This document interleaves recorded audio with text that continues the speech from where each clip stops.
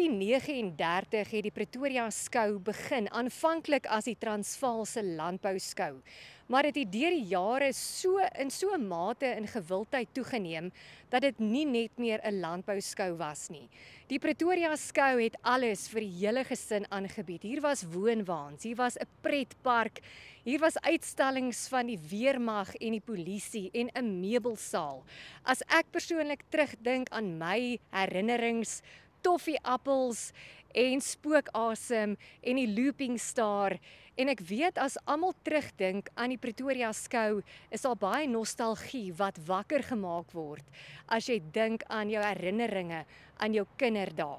Die gronde het in 1995 die eiendom van Chwabek geword, die Tshwane Sake en Landbou Korporasie.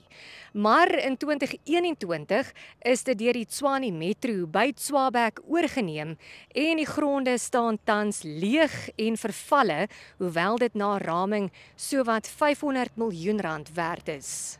In 2010 het die skou se naam wel verander van die Pretoria skou na die Lente skou of die Spring Show.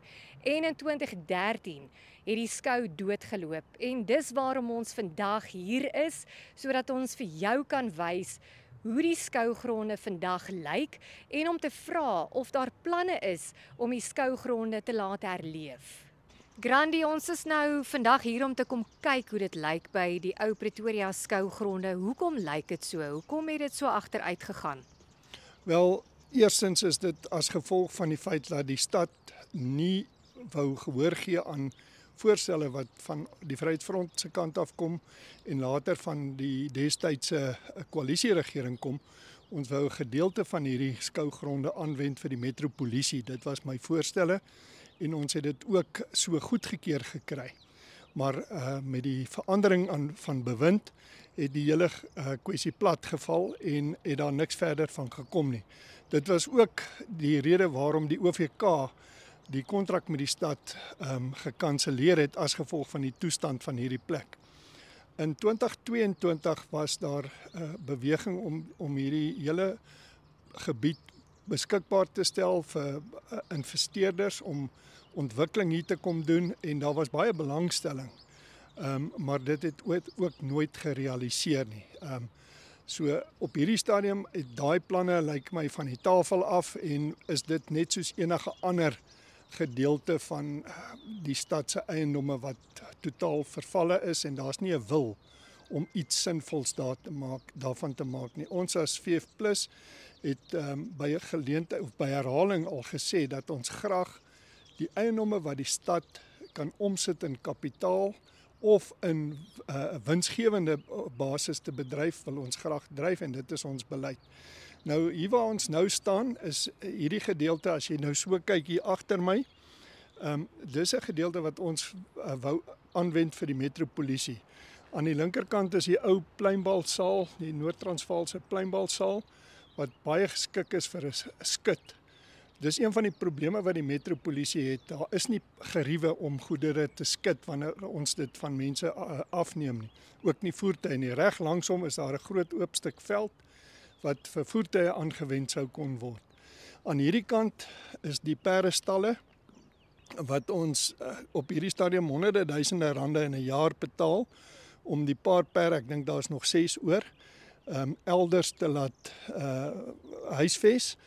En hier is, ek dink, meer as 20 stalle wat ons kon inrig en dan teen geen koste vir die stad kon ons dit daar huisves. Net agter dit is daar 'n gedeelte wat ons wou aanwend vir die openbare polisie onluste eenheid en die gespesialiseerde eenhede om dan ook hulle te huisves. Hulle is verstrooi oor die hele stad, in klein plekkies. Sommige van die plekke word nog gehuur by eksterne mense. So ons kon alles hier gekonsolideer het en dit was ook die gedagte om dan hier aan my regterkant te kyk om 'n college op te rig wat verkeersbeamptes kan oplei, nie net vir Pretoria of Tshwane nie, maar ook landwyse opleidingsentrum. Ons is geakkrediteer as 'n opleidingssentrum, maar ons het nie voldoende fasiliteite nie, waar ons hierdie pragtige plek kon benut, maar dit is alles nou onder die mat ingevee en daar's geen beweging nie. Die nuwe burgemeesterskomitee vir 'n lid vir gemeenskapsveiligheid het nie 'n behoefte daaraan nie en ook nie die burgemeester nie. So dis vir ons 'n probleem in hierdie gebied. Alles hier aan my voorkant is nou wat ons wou kommersialiseer. Daar was 'n hotelgroep wat daaraan belang gestel het. Net agter dit is Pilditch atletiekstadion waar ons groot atletiekbyeenkomste, internasionale atletiekbyeenkomste sou kon aanbied en al daai planne is nou deur die mat. So mense sien dit oral, jy lees dit oral dat hierdie eiendom minstens 500 miljoen rand werd is. En jy noem nou dat die planne was om die eiendom te kommersialiseer en dit is oorweeg.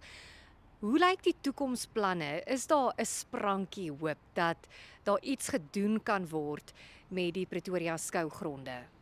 Wel, eerstens dink ek ons moet dit beskikbaar stel vir die openbare sektor, die publieke sektor, kyk of daar mense is, want ek dink dit is 'n lewensvatbare ding. Dit sal ook hierdie hele gebied se waarde ophef as ons so iets hier kon kry. Soos ek sê, 'n groot aantrekkingskrag is die Pilditch stadion hier agter, wat van internasionale standaarde is. En dan rondom dit kan 'n ou vir atlete behuising vestig en mense kon 'n hele amper 'n klein Olimpiese dorpie hier vestig indien dit sou realiseer. En ek dink dit moenie net 'n droom bly nie, dit kan 'n werklikheid word as die stad dan die stappe neem om dit so te doen. As 'n mens gesels oor die Pretoria skou, dan begin mense van nature hulle herinnerings deel. Wat onthou jy die meeste van die skou? Eerstens was daar altyd die lekkerste eetgoed wat jy kon eet en kuier. En dan was daar die diere afdeling waar die boere van oor die hele ou Transvaal byeengekom het en daar was groot kompetisies wat hier plaasgevind het. Daar was hier's 'n arena waar hulle met perde tentoonstellings gehad het, kompetisies gehou het. Hier was die militêre uitstallings gewees, die Suid-Afrikaanse polisie nog destyds. Hulle uitstallings was hier gewees. Hier was baie ander aktiwiteite vir klein kindertjies en dan natuurlik vir die volwassenes en dan natuurlik die publiek. Musiek kon kom luister, konserte kom hier en op hierdie selfde terrein is daar nog die ou skilpadsaal waar die destydse KP, Konservatiewe Party, gestig is in daai skilpadsaal en ek het die voorreg as 'n jong man gehad om deel te kon wees op daai spesifieke dag. Granny, mens kan maar net hoop dat mense in die toekoms weer nuwe herinneringe hier kan maak, maar is daar enige planne van die VF+ se kant af, is daar iets wat nog gedoen kan word om te beklei vir die skougronde, om dit in 'n sekere mate te laat herleef, nie die skou as sulks nie, maar dat die gronde net weer lewe kry? Ja, beslis. Ons as VF+ Caucus sal die proses dryf om weer die skougronde te laat herleef in 'n ander formaat waarskynlik, maar ek het al klaar genoem van die goed wat kan gebeur en waarna ons sal streef om dit te laat gebeur en ons sal met 'n mosie kom by 'n raadsvergadering waar ons vra dat daar aandag gegee moet word om hierdie plek beskikbaar te stel vir die privaat sektor om te kom belê in ons stad en sodoende hierdie plek te laat herleef as iets anders. En dankie dat ons vandag saam met jou kan deurstap en net so weer so 'n bietjie die herinneringe kan oproep. Ja, ek hoop maar jy het 'n kapmes gebring want ons sal vir ons paadjies hier moet oopkap. So erg is dit hier binne. Julle sal later sien hoe lyk dit. Dit is totaal verwaarloos en hier so pas vragmotor uit wat kom ou bande aflaai het. So dit word nou 'n vullis hoop. Dis waarvoor dit gebruik word. Nou dink nou net bande vergaan nie, rubber vergaan nie. Nou wat gaan die gevolge daarvan wees? Dit is sulke goed wat vir my absoluut skokkend en skriwend is. Ek het nie eers bewus gewees van dit nie. Ja. Dankie vir jou tyd. Dis 'n groot plesier en 'n voorreg. Dankie.